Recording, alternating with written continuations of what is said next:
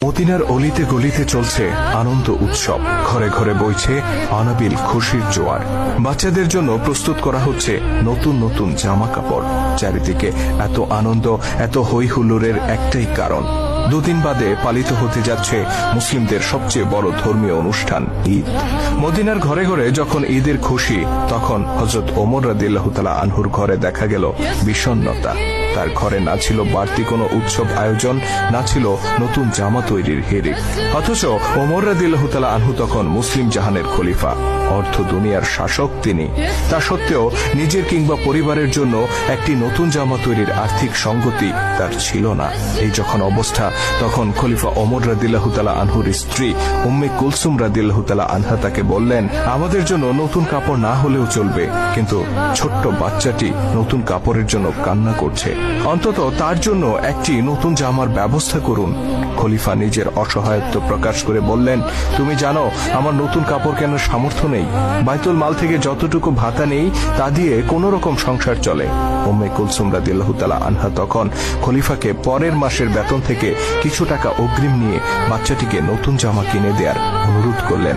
স্ত্রীর অনুরোধে খলিফা ওমর রাদিয়াল্লাহু তাআলা আনহু চিঠি লিখলেন রাসূল সাল্লাল্লাহু আলাইহি সাল্লামের আরেক প্রিয় সাহাবী আবু ওবাইদা রাদিয়াল্লাহু তাআলা আনহুর কাছে। আবু ওবাইদা তখন রাষ্ট্রীয় কোষাগার বাইতুল মালের দেখাশোনা করতেন। চিঠিতে খলিফা 1 মাসের অগ্রিম ভাতা চেয়ে অনুরোধ করলেন আবু ওবাইদা রাদিয়াল্লাহু তাআলা আনহুকে।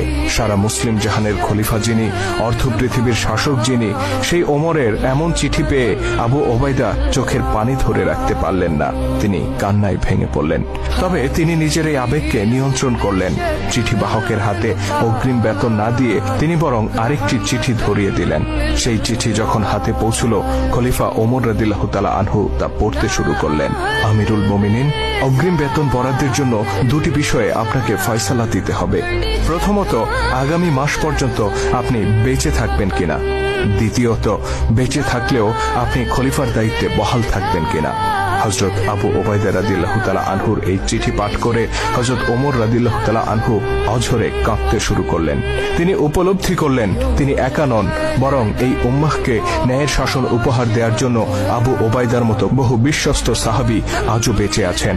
ইনি সেই আবু ওবাইদা যার সম্পর্কে স্বয়ং আল্লাহর নবী বলেছিলেন, প্রত্যেক জাতির একজন বিশ্বস্ত অভিভাবক আছেন, আমার উম্মতের বিশ্বস্ত অভিভাবক হচ্ছে আবু ওবাইদা ইবনুল জাররাহ। চিঠি পড়ে খলিফা ওমর রাদিয়াল্লাহু তাআলা আনহু 2 হাত তুলে আবু ওবাইদার জন্য দোয়া করে বললেন, ইয়া আল্লাহ, আবু ওবাইদার উপর রহম করুন, তার হায়াত দীর্ঘায়িত করুন। অতঃপর তিনি নিজের সন্তানের কাছে গিয়ে বললেন, আমি মুসলিমদের খলিফা